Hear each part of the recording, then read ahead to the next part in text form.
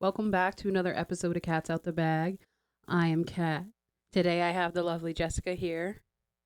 For the people that don't know you or why you're here, tell them a little bit about yourself before we really get into the Yeah, details of what this pod's going to be about. cool. Well, first of all, thank you for having me. My name is Jessica Smith. I am a lost mom. I had a stillbirth October 22nd of last year. My daughter was born still at 41 weeks gestation. And just this year, we founded the Isla Jade Foundation in her name to raise awareness for stillbirth, to um, hopefully strive for change. I'm sure we're going to talk about all of that, but Yeah. yeah, we founded the foundation in her Well, first things first, thank you so much for coming on here and sharing this with because this is a very personal matter that I'm sure you hold near and dear to your heart. Kind of walk us through that day if you can. name. Yeah, sure. Um, so really seemingly healthy pregnancy. In previous pregnancies, I've had gestational diabetes. In Isla's pregnancy, I did not. I was thrilled, actually, not to have gestational diabetes and be on a diet. But with her pregnancy, it was super healthy. I have seen the same OBGYN since I'm a teenager. I was super, super comfortable with that OBGYN and really trusted that OBGYN with my life, with my baby's life, of course. That OBGYN, he delivered all of my kids previous. I have four, so two prior to her. And it was just a healthy pregnancy. And every pregnancy prior to that, I always went in for an induction. So I was really, really comfortable with an induction and really kind of wanted one. I asked for one previous weeks over and over and over. I kept saying like, when can we get her out? When can we get her out? Like, when's this gonna happen? And in that pregnancy with her, she was very, very, very active. She she would flip a lot. So I think around 20 weeks she was breech, and then I went back and she flipped, and then another couple weeks later they were like, oh, she's breech again, and I was like, oh no. I did everything I could. I literally hung upside down for hours to get her to flip back, head down, and I did chiropractic. I did so many things because I just I wanted to have a natural birth. I didn't want to have a C-section. Um, and now when I think back on it, like I just wish that I would have just had the C-section, obviously, but what you don't know, right? And I did everything that everyone tells you to do to get a baby to flip head down, but she kept flipping, kept flipping, kept flipping. So I want to say she probably flipped about three times, and then finally she finally went head down again. I think it was 38 weeks or 39 weeks by then. I would have to look back at my notes. I actually like wrote notes of when she would flip, when she wouldn't. And each appointment that I went into, I would write notes of what he said, all the things, right? When did I lose my mucus plug, all of that stuff. So it was probably around 39 weeks. I'm like, yes, she flipped. I'm going into my next appointment. There's no way he's not going to induce me. And I went in and I was like, all right, so when's the When's show? the date? When's the show going on the road, right? And he was like, oh, the hospital's really busy. Like, we're gonna have to wait. That was 39 weeks, and I've always been induced at 39 weeks with my previous pregnancies. So I was a little taken back. I'm like, all right, whatever, fine. My husband was off of work. I was off of work. We were like ready. We thought 39 weeks. This is what we're Right. used to, right? So then 40 weeks comes around, and I'm like, he only delivers his babies on a Wednesday, right? He's a private practice, only delivers his babies on a Wednesday. And 39 weeks, he told us, listen, if you go home and do the homework, is what he said. Basically, go home and have sex, right? Mm-hmm. It gets contractions going. Go home, do the homework, and go into the hospital with contractions. And, you know, if you have steady contractions, we will admit you. But I'm thinking to myself, two kids at home. Like, first of all, that's the last thing you want to do when you're 39 weeks pregnant. Right. Second of all, I've got two kids at home. Am I going to rip them out of their bed like at 9, 10 o'clock at night to like go to the hospital just to possibly be turned away because I'm actually really not in labor. Mm-hmm. So to me, it felt really like unrealistic to do. Um, and then and then 40 weeks rolls around, tells me to do the same thing, and I'm like, well, how long can babies actually stay in? I was very, Right. very uneducated, very Yeah. uneducated. How long can they actually stay in? And he was like, the hospital's too busy. If you are 40, if you come back at 41 weeks next week and you don't have the baby by then, we will 100% take the baby out because the risk of stillbirth goes up after 42 weeks. And I'm like, all right, I was super depressed. I was Yeah. like, no one wants to be pregnant after 40 weeks. I don't care what you say. I mean, at least I didn't. That's my truth. I didn't Mm-hmm. want to continue to be pregnant, and it wasn't what I was used to. I always had an induction. I had great inductions. It's not like I was kind of like a problem child with an Right. induction. They were really pretty quick, 6 hours each. Bing, bang, boom, baby was out. Everyone's healthy and happy, right? I loved it. Loved the planning of it. Super type A kind of person. I liked knowing when I was going in. Right. Never had gone into labor spontaneously. Third kid, you're thinking like this is going to be pretty easy, right? Right. No, it wasn't. So that was on I want to say on a Monday. Wednesday rolls around, and me and my husband are talking. I'm like, are we really going to try to do this? Like, just go in. He's telling us the hospital's full. Like, it was really kind of like just a really shitty thing. I wasn't going to pull my kids out. So I have another side business, and I had a bunch of weddings that weekend, and it was a Saturday wedding. And I figured I took that wedding because I was actually thinking, oh, I'm going to give birth at 39 weeks. Right. Everything's going to be fine. I'll be able to make the wedding, whatever. I didn't account for going past due. So I was like, if I could just get past my events that I have this weekend, everything will be fine. If at all anything, he'll induce me. But let's just try to get this baby out. I lost my mucus plug, I think, on that Thursday. Saturday was the event. Did the events. I remember going out to dinner with my in-laws afterwards. The events came out beautiful. I was just like, all right, like we're done. Like this is Yeah. it. This was the last thing I had to do. And I went to bed. It was Saturday night, and I woke up at, I want to say, 1 in the morning, and I'm like, okay. And I never went into labor spontaneously, right? So I was like, okay, I think this is it. And then I'm like, all right, let me try to go back to sleep. And then I got up again, and I'm like, oh wait, okay, this is it. So I wake my husband up. I'm like, all right, we gotta go. And I was actually gonna bring my daughter with me, and then have my parents meet me at the hospital. They live like 30 minutes south of me, and they were like, no, no, we're coming, we're coming. And I'm like, okay. I washed my hair. I like stuck my head in the sink, and I'm like, all right, we're going. Like super excited, like going to have a baby. Right. Nothing was wrong. I just had an ultrasound on Wednesday. Okay, everything was fine on Wednesday. This is now Sunday, 1 o'clock in the morning. Right. And we get to the hospital, and I had an anterior placenta, which means your placenta is actually in the front. Mm-hmm. That basically creates like another layer where on an NST, it's really hard to kind of pick up the heartbeat.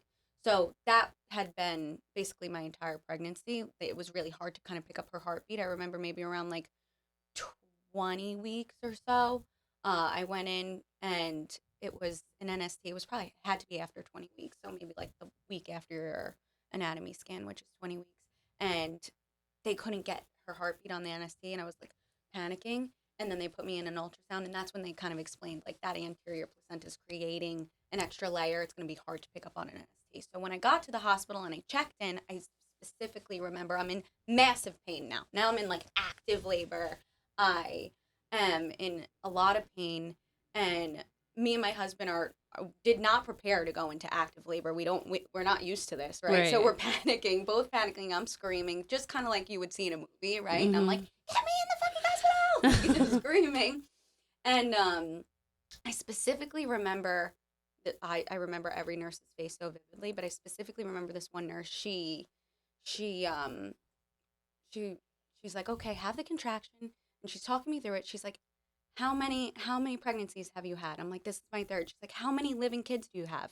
And I thought it was the weirdest question. It just didn't click with me, and I'm like, two. But I'm like having a contraction, but I specifically remember that, and I think back to Mm-hmm. it a lot now. I get in the room. I'm in active labor, very very close. And I actually wound up being like 8 centimeters dilated at this rate. But I they went to put me on the NST to manage the contractions in the heart and the heart rate, and she couldn't find the heartbeat. She's going around with the Doppler, and she couldn't find it. And I'm like, she's been really difficult the whole pregnancy. Like, it's really hard to get her heartbeat, on the NST. She's like, okay, maybe if you flip, maybe if you do this, maybe if you do that. And then she still couldn't get it. And then she's like, let me call someone else in. The other person tries to get it. And then they're like, let's call an ultrasound. And that's when I start to like look at my husband and I'm like, okay. Like I still had no idea what was happening, but I'm like, why can't they get her heartbeat? But it was also normal to me because Mm-hmm. of that anterior placenta, right? So I'm still not panicking, but this is where the question marks are kind of going off in my head.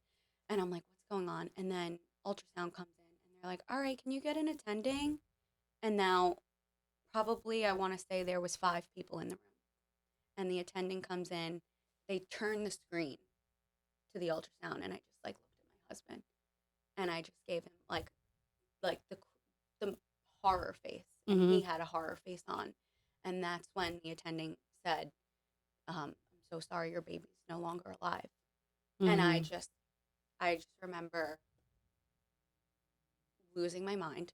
I kind of like hit the floor, I hit him, and I just like buried my face in his head, or my face in his shoulder rather.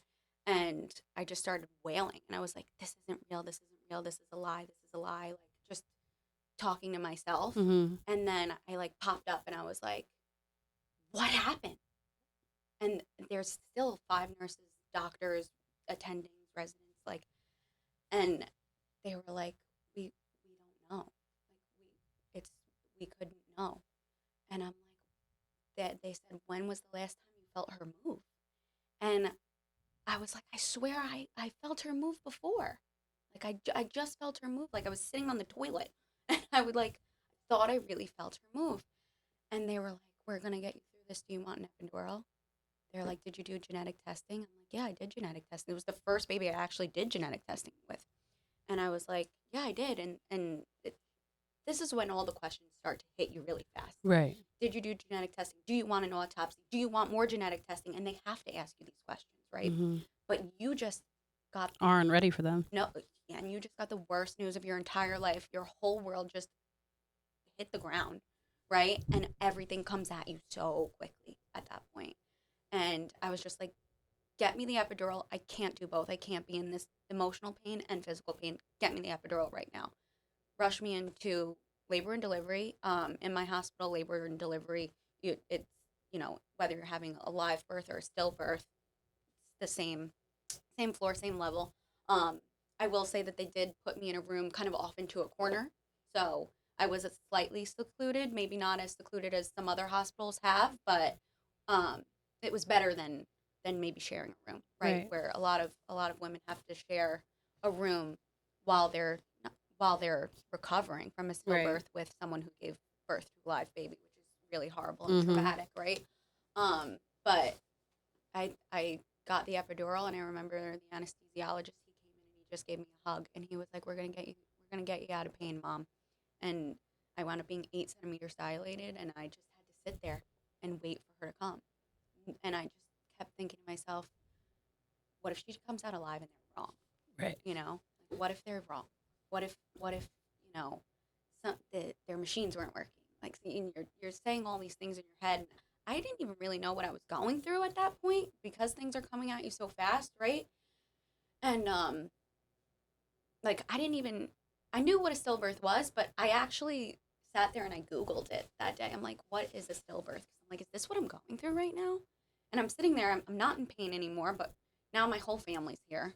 We're crying. Everyone's just crying. No one spoke. No one spoke. It was Right. just tears and silence for hours. That was probably around, I don't know, maybe like 6 or 7 a.m. And she was born at 10:06. So it was really, really fast. From when I woke up 1 in the morning to Yeah. being born at 10 a.m. Um, and we just sat there in silence the whole time. And she was born, and they weren't wrong. And I just had to give birth to my baby, and she was 8 pounds and 2 ounces, and she was bigger than any of my other kids. My smallest was 6 pounds, and my Isla's my largest at 8 pounds and 2 ounces. But yeah, I mean, it was horribly traumatic, horrific. Things come at you really, really quickly. You start to ask yourself, what did I do wrong? And um, So were they able to pinpoint what happened to her when she first came out? so when she first came out, I looked at my nurse, who is actually a really, really good friend of mine now. She's an angel from God. Um, she cried with me the whole time. Like, I couldn't have had a more compassionate, empathetic nurse. And I'm very, very fortunate to have had her. I looked at her and I said, "Was it the cord?" And I don't know if she was really allowed to say a whole lot, right? Mm. But she was like, the cord was wrapped around her armpit. And when she came out, you could kind of see like an indent right here. Um, Babies that are stillborn, they come out and they're blue. And they said, "Listen, we need you to know that babies come out and they're not pink, right? Like, they've already passed oxygen, you know, the oxygen Right. makes your skin pink, right? Yeah. There's no more oxygen flow." So she came out and she was not as blue as maybe some other babies that I've seen, but she was blue, and you could see like this white indent mark, and it was definitely wrapped around her arm. There's also, I kind of didn't really want to take that for an answer. I started looking into a lot, and this goes super deep. Mhm. And I'll continue to ramble if you Yeah. want me to, but it goes really deep. I was in a couple support groups, and I was looking into placental health, and um, I came across Dr. Harvey Kleeman, and he is a researcher based out of Yale, and he researches basically the size of the placenta versus the baby, right? So if you have a small placenta and your baby is growing, the placenta basically cannot sustain the baby's life if Right. it's too small, right? Like, the placenta is the nucleus of pregnancy. That's the baby's life source while it's in the womb. And I actually wound up sending my placenta pathology over to him. He reads it, he goes through it, and then you have basically like a 3 hour Zoom call with him. This is months and months later. Yeah. He found a lot of really interesting things on that pathology. One being COVID, signs of COVID that I had. He was like, he asked me, "Were you sick during your pregnancy?" And I couldn't really pinpoint a time while I was on the phone with him. But now thinking back, I'm like, yes, I was sick. I didn't get COVID tested, but there was that factor there that he saw in my placenta. My placenta was smaller um, than, and it's not my placenta. I need to correct myself. I need to speak in the right terminology. It's her placenta. Right. Um, her placenta was her Smaller. estimated placental volume was too small to sustain an 8 pound, 2 ounce baby, right? So that, and when you look at the estimated placenta volume versus maybe the size of the baby and also like the gestational age of the baby, Mhm. it would have been a reason to have induced me if you were measuring the placenta, right? So there's measuretheplacenta.org, there's at measure the placenta, and it's all based on the research that he does. And basically, his belief is that a majority of pregnancies and stillbirths happen because we should be measuring the placenta, and it's not something that you do in common practice, right? So he believes a lot of babies really could be born alive and not still if you were to just measure the placenta. So Right. At what point did you speak with your actual doctor? Did he come at all? so he did come. I don't know why. I don't know if someone called him. That was not his day. It was a Sunday, right? Mhm. So I don't know if someone called him, if he just happened to be at the hospital, but he did actually come in the room. Um, I've known him my whole life almost, right? Like, since I'm like 14 or so, whenever you start going to see an OB. Also my mom's OB, also my grandma's OB. So we all know him, trust him, loved him. Um, and and he came in and he just gave me a hug, and he was like, "I'll see you in the office sometime next week." And he said something along the lines of like, you know, things like this are like the worst part of our job, something like that. And then he was just like, "I'm sorry," and he left. Um, I wasn't thinking much of that then, but he did come in. It wasn't his Mhm. day. I don't know why he was there. Did you feel resentment towards him for not inducing you like your prior My pregnancies? my my husband does. Yeah. My husband does. He blames him a lot. I know a lot of people blame him a lot. I don't I don't know why I don't. I don't know why I don't. I think because a lot of people go past due and they have a healthy baby. Right. So I just I just wish, and I know he's done this with a lot of other pregnancies afterwards because I have friends that still use him. Um, I wish that OBGYNs just paid it more attention to their patients, Right. right? Like I was really, really, really depressed throughout that pregnancy. And part of me is like it was almost like torture being pregnant that long. Like, um, I wish he would have just listened, Right. instead of thinking about the hospital is full or, Right. like He was my setting patient his priorities up a the little a differently. little differently. Yeah, whether it's right or wrong, I'll leave that to someone else's whatever you think. I don't know why I don't have resentment for him, but a lot of other people So that day happens. What is the time period like that you get with your baby? What's the turnover rate? do. That was such a good question because I was very fortunate. I also asked a lot of questions. I looked at my two nurses and I said, "So what now? Like, do you send me up to like recovery? Like, what happens now?" And they kind of just like looked at me and they're like, no, you don't get to go upstairs now, basically like that. Um, they didn't set a time limit on me. Um, I was I had her from 10, and then my oldest was coming home from her dad's house, and I just knew I needed to beat her there. Yeah. That so for me, it was more about how am she can't come home and I'm not there. She's gonna think I had this baby. Right. Like it was more for me. I had to leave the hospital because I needed to protect my other baby, Mm-hmm. right, and her feelings. I needed to be the one to talk to her. If she Right. came home and she thought, "Oh, mommy's having a baby," like, and she's so excited, I Mm-hmm. couldn't let that happen to her. Yeah. So I was like, I looked at my nurses and I said, if I'm not going upstairs and you don't need to keep me here, you Get gotta me out get of me the here. fuck out of here. I gotta get home by 5:30 because she comes home at 6. And they were like, if you want to leave, you can leave. Like, and they had to do but you have to see obviously if I'm gonna if my blood pressure spikes. Right. There's a lot of risk of infection with a stillbirth. So they were trying to monitor all of that, but I was like, no, you gotta get me the fuck out of here. Like, I gotta go home to my baby. Yeah.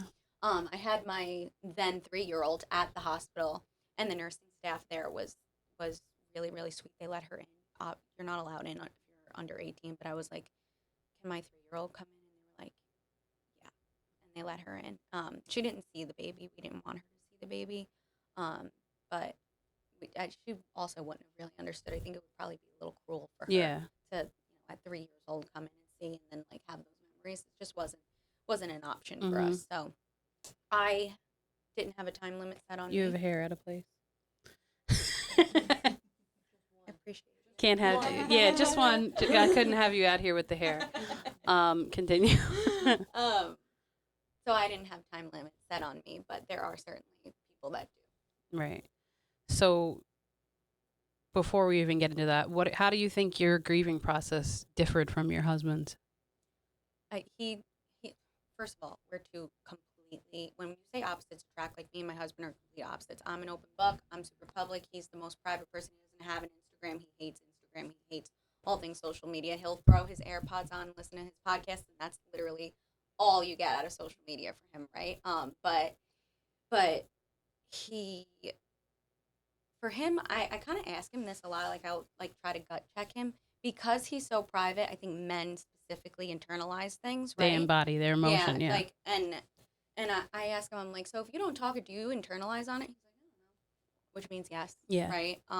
So I really wanted to talk about her. I really wanted to, like I would probably show people her photo. He is very like, please don't share her photo with anyone. This is private for Right. us. Like she is our baby. Like I don't want to share her with the world. Right. Mm-hmm. I totally understand and respect that. Um, when just up front, I think I had a lot more people supporting me than Mm-hmm. he had supporting him. And still to this day, I Yeah. have so much more support than he does. And that's not to say that my people who support me don't also support him because they do, but it's different when it's your people Right. versus like, someone else's person, Yes. right? Like my best friend, my family, my cousins, my aunts, my uncles, like, versus or my friends, versus like maybe his, right? Yeah. Like I definitely had a lot more of a support system. And I think at one point, we had people coming to the house and we wanted to be surrounded by people at first. Mm-hmm. That's just the way we were processing. We didn't want to be alone. And I had groves of people coming to my house and like not a lot of them were his people. Yeah. And that really bothered him at first. Um, I think it sometimes still does. And a lot of his friends live really far away, so it was unrealistic for them to kind of get to him. But um, men grieve really, really differently than women do. We're more Mm-hmm. outspoken. We want to talk about it. We want to talk about our feelings. Men just feel like they need to step into like this provider role, and then they Right. start to internalize things. They get angry.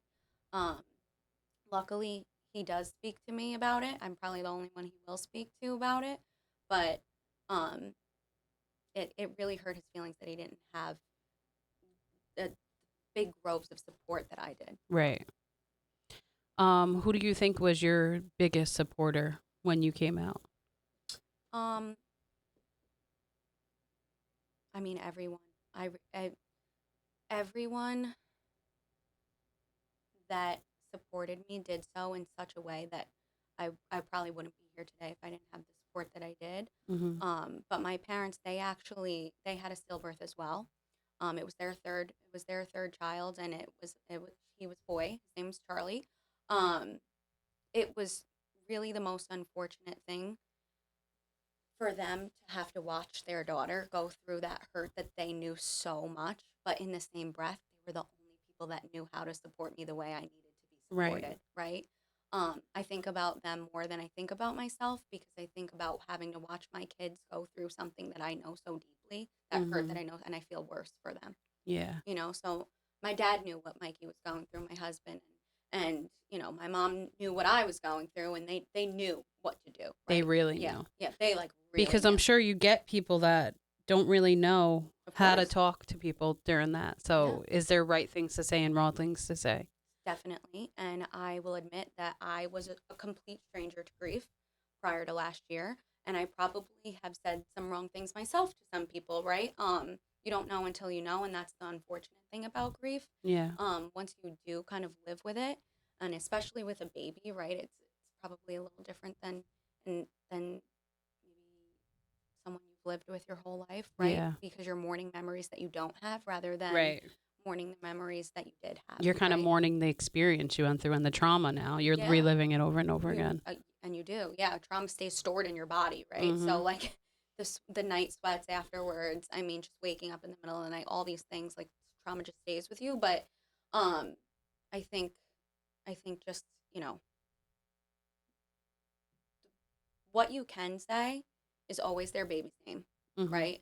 Um, Lost parents really want people to feel like their baby's not forgotten. Mm-hmm. And one thing that me and my husband both deal with all the time, and it's really still hard for us, and it's hard for any lost parent, is how many kids do you have? Because it's like, oh shit, what do I say now? Yeah. And you don't want to discredit your baby that you have. My baby was 8 pounds 2 ounces. She's a whole person.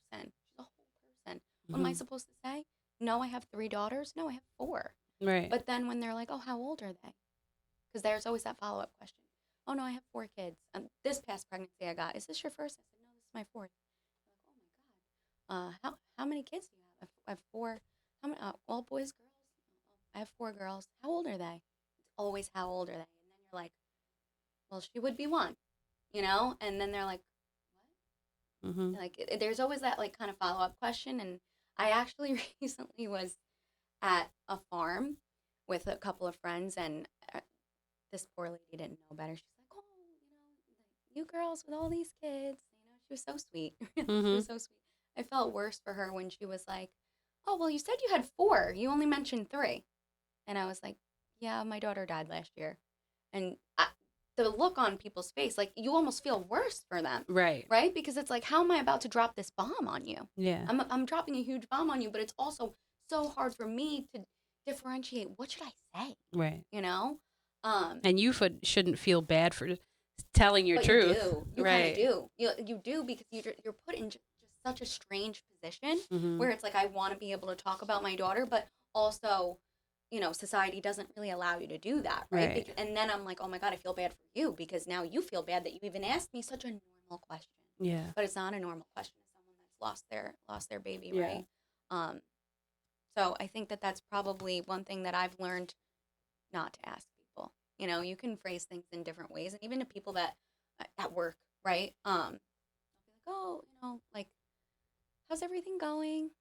Like, and rather than talk about people's kids, it's such a conversational thing, um, that people want to talk about their kids, and you want Right. to ask people about their kids until you get to someone like me, and Right. then it's like, oh shit, I just fucked up, you Or know? even like older. I know there was an older woman I worked with.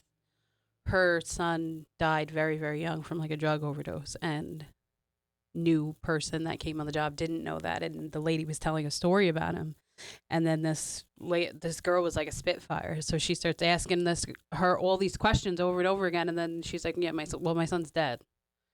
And then she was like, the girl never came back. She quit. Yeah, because it really, I mean, it's so jarring, but in Mhm. the same breath, what are you gonna do? You're not gonna talk about your kids, Right. right? So that's one thing that both him and we come across it all the time, right?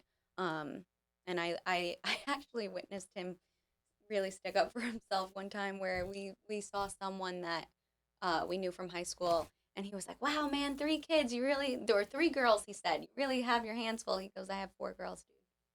And it was just so natural. Yeah. And he was like, "Yeah, no, no, I know. I didn't mean it like that." And he's like, "No, it's cool."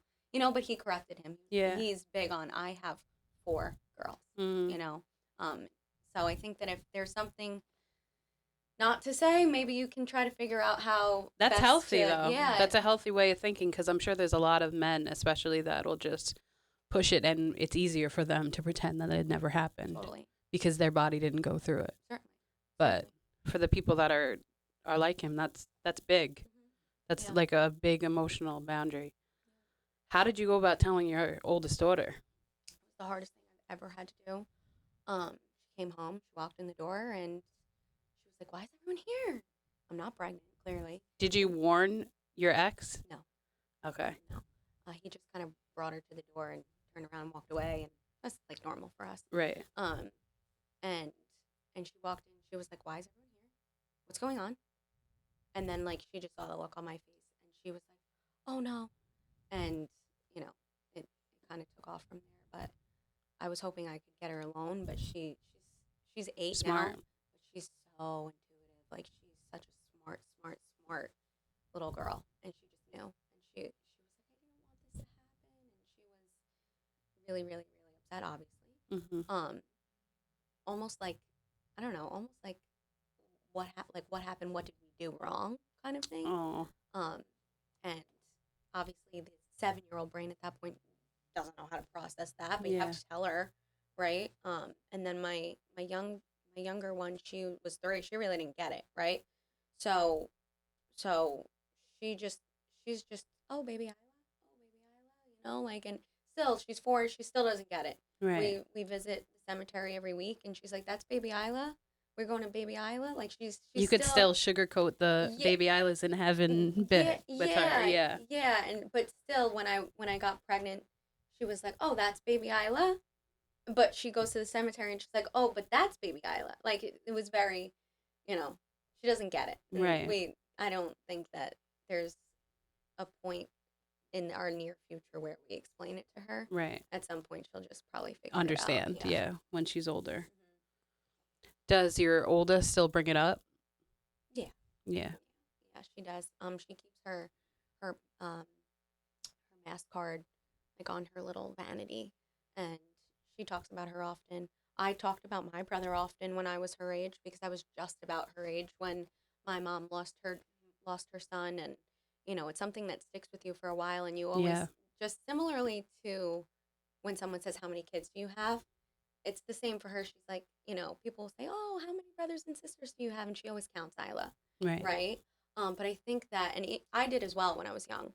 But I think that as you grow up, you almost, and I'm gonna say this is just for me, um, as as I grew up, I almost grew out of that, and I Right. think I hope she never does, and I kind of kick myself in the butt now Mm-hmm. for having grown out of that because I'm sure that it Well, you're really paving a way to keep her memory alive, so I'm sure that's There's not no going to way. away. Yeah. There's no way. You're right. You Thank got a you for that. foundation. I appreciate that. So, how was your body? Like, the recovery, I'm sure, is different. It's the same, but essentially it's different physically and emotionally for you to get over that. Yeah. Well, you go through the same things postpartum that you do when you have a living baby, right? So your milk comes in, right? But you don't have a baby to nurse.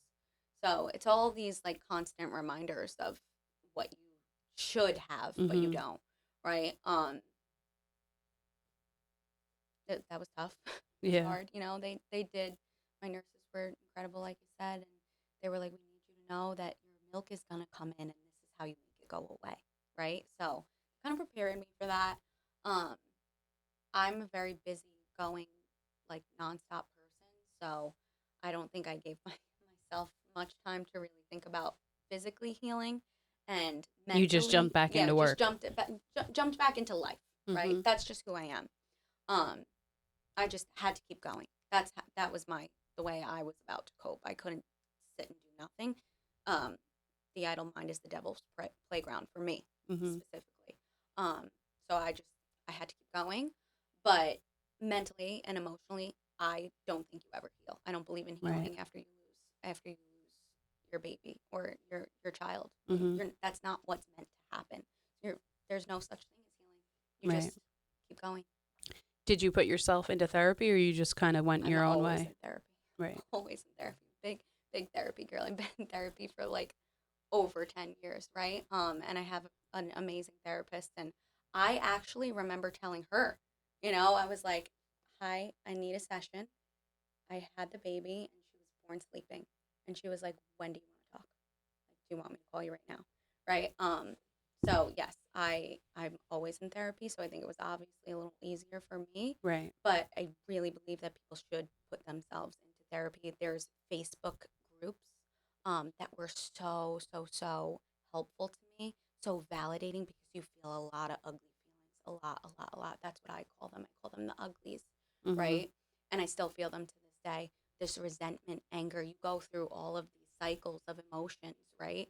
And when someone else is saying, "Hey, I'm feeling this too," you're like, "Holy shit, I feel that too, thank God." Right. You know, seeing pregnant people for me up front was horrific, absolutely horrific. I wanted nothing to do with seeing someone who was pregnant. I wanted nothing to do. There's a lot of people that I knew that were pregnant around the same time as me. Their babies were really triggering at first. Um, and that felt very ugly to me. Mm-hmm. I would like to believe I'm not an ugly person on the inside, but Right. feeling those ugly feelings then makes you feel worse because you're like, I don't want to feel these ugly feelings, but I feel them. Yeah. It's not their fault, but I don't want to see it. So I wound up muting a lot of people. Um, and when I went on these Facebook groups and people were saying the same thing, I was like, oh, Oh, thank God. this is normal. Thank God, Yeah. right? I actually read a book that my friend gifted to me. It's okay if you're not okay. Right. I've gifted that book so many times after reading it. It is, Oh, I have that book somewhere in here. oh my God, it's literally the best book. Yeah. It's so validating on so many levels, and it does mention stillbirth in it, and it mentions infant loss in it, and just like the kind of like the hierarchy of grief, right? Yeah. And it's so real. It's the realest grief Mm-hmm. book that I've read thus far, and that really helped me validate too. And I think that reading and really researching is a form of therapy as well. Yeah. Definitely to stay educated. Um, so you're starting this foundation. What is it for the people that don't know? Look at the camera for this part. So the Isla Jade Foundation is founded after Isla Jade, and we're we're I haven't really put it into like so many words. Bear with me, but um, my my goal is that we advocate for stillbirths, right? Um, Raise awareness for stillbirths, help grieving families grieve healthier, um, create a safe space for people who that can come and talk because that was so helpful for me to have that safe space to talk with people. Creating a community of of um, people that can come together, but also helping hospitals have the tools that maybe my hospital did have, but a lot of hospitals don't have. Donating Caring Cradles, which is our first initiative of the foundation. Um, they're pretty expensive equipment, and not all hospitals have them, but they really do give grieving families the gift of time. Um, a caring cradle is a cooling device that basically cools the baby's body post mortem, and it really helps delay the effects of death. Right, when a baby comes out, they're blue, whatever. There's a lot of changes that happen to a body post mortem, right, and it really just helps slow those processes down. And it's really important for families that are experiencing a stillbirth, and not all hospitals have them. So that's our first Yeah, initiative. that's really good. Like I don't want to speak too much into it because it's not my story. I don't want to put her out there, but my sister-in-law had a stillbirth. And I'm sorry. I was kind of young at the time, but not like old enough to know. I was probably maybe like 18, maybe 17, Mm-hmm, 18. So like the same, we were the family that were there for her at the time, and she wasn't allowed that long a time at all with him. And he looked exactly like my other nieces and nephews and my brother, and like his fingers were even long, just like him. So like if there was something like that around then, there could have been. I really don't know because I wasn't there for that long, but I'm sure like you would think that they would have those things already, yeah, you would. You would think. like or and their own wing. Hmm. It's almost cruel to put It people in is. the same room with someone that just gave birth to someone And it else. happens all the time. Mhm. I had a mom that I was speaking with recently, and she said I had to lay my baby on ice, and she was so cold and wet, and I just wanted like my baby not to be cold and wet. Like I Right. could cry thinking about it. I can't imagine. I Mhm. can't imagine like you just went through the worst day of your life, and now you're like, can you go fetch me some fucking ice? What? Yeah. It's No. insane. It's insane. It's inhumane. It's horrible. It's It's horrible. horrible. So that's why I really believe in the caring cradle. Um, There's a girl that's going around and I can't remember her name and I couldn't find her before today. She does photo shoots with the parents and she puts makeup on the babies for stillbirths. that's I'm going to amazing. find her so that You I could need to tag find her her. If in one of you're the out there, clips can you message me too? because she'll come and to try and make it like not as cruel, you know, Yeah, you want these people to feel normal totally. when this is happening to them and she'll come and she'll wrap them and then you can hold them if you want. It's all on if you want. Yeah. But it was really amazing cuz she'll get the permission and she'll post them. That's so Yeah. sweet. I know a lot of parents take comfort in paintings of their babies, Yeah. but a lot of stillbirths also they're not born looking normal, Right. right? Maybe maybe they had a genetic defect or something like Mhm. that, and the paintings really help kind of show parents like what would they have looked like, right? Right. And that's really healing to some people. So I um I have a painting that's coming to me soon. Her name's Paint by Jewel. She's so sweet. She painted something for me. Um, my friend gifted to me, and I have her painting something else. And I asked her, would you be interested in kind of like partnering with the foundation when we start to get families? Maybe we can paint them some photos. And she was like, absolutely. So I'm Yeah, really that's excited to awesome. do that too because Yeah. it really is so healing. We did have a photo shoot in the hospital, and they asked us. They were like, "Do you want to take photos?" I was like, "Absolutely." And it's really the only thing you have. It's the only Mhm. thing you have that you can like look back and Right. my best friend was there. I actually had to lie to the hospital. I was like, she's my sister, because I didn't know if they were gonna let her Yeah. in.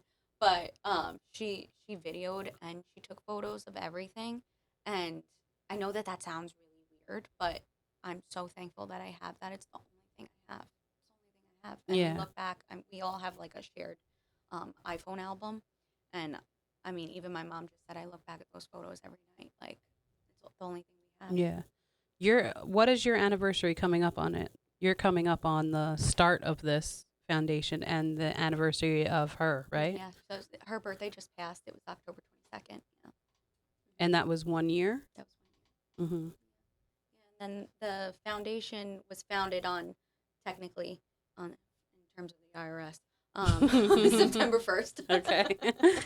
Yeah, they're not going to be watching this. We hope not. I don't know. Yeah, I They're in doubt every it. crack and grove. Maybe if I blow up in a couple of years.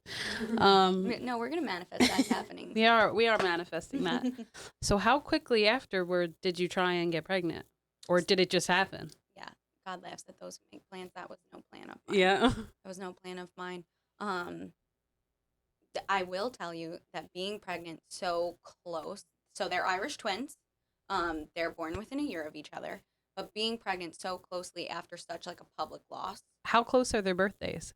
Um, Aria, my youngest, is born 4 weeks early, so her birthday is September 5th, but her due date was October 1st, so they would have been 22 days apart. And technically, Isla's due date was the 15th, so they would have been 2 weeks technically apart if everything worked out the way it was supposed to. But yeah, so they're Irish twins. They're born within a year, and that was really hard. My pregnancy was very, very, very private. I did not want to tell anyone. We didn't even tell most family members. We just really, we did not need to be on display for that. Right. And finally, when I was getting obviously a little too big, and people were kind of like seeing like, oh, so she's pregnant. Like, what's going on? Is she good? Like, it was the number one thing I did not want to hear was, oh, well, that happened fast. That was the number, and it was the first thing I heard. So I was like, this is exactly why I'm not telling anyone. This is exactly why I don't want to hear it, because it wasn't planned. It just happened. Especially with everybody talking around you, you don't want yourself to become negative. 100%. Hearing all of these people talking.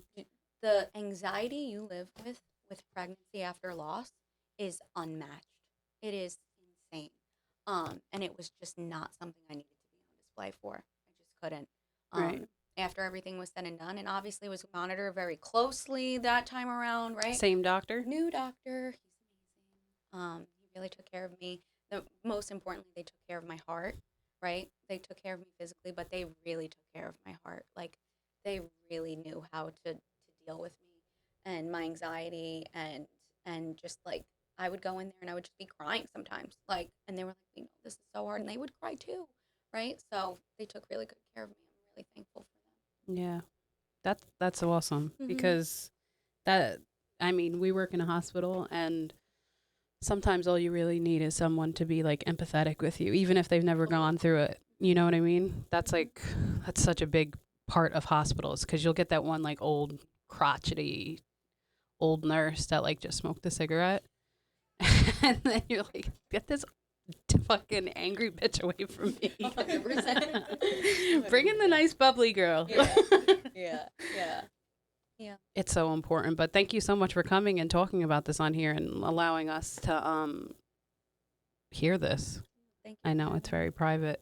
Well, it's super important, so I'm really happy that you asked me to be here. Oh my God. I was like, I hope she sees this. Once I saw you were talking about it publicly on TikTok, because I follow you on Instagram. The algorithm popped up your black and white video, and I was like, oh my God, I have to DM her to see if she'll come on. Oh my God, thank you. Yeah. And I mean, this is the first podcast I've ever done, so I don't really know what I was walking into also, Right. but it's also, I'm trying to figure out the right words to say and what to, so. You did great. You're doing great. So for the people that want to find you and know more about this foundation, look into that camera and tell them where to find you on social and stuff. You can find us on Instagram at Isla Jade Foundation, ISLA Jade Foundation. You can also find us on TikTok, a little more prominently on Instagram, though, if you want to chat with me. And hopefully we'll have a website up soon, but we have our first event on November 26th. And after that, I'm hoping that we can launch in a really big way and start to give more families resources, information, work alongside other foundations that have paved the way. Like, I don't want to sound like maybe I want to be the one, because there are most certainly foundations that have comforted me, who I have learned a lot from, and I'd love to work alongside them just to create a bigger and better message, right? Right. So. Yeah. Well, thank you for coming. Anybody that wants to find this episode, we're going to be on YouTube, Spotify, Apple Music, all the good things. Thank you for watching another episode of Cats Out the Bag. Melissa, take us out.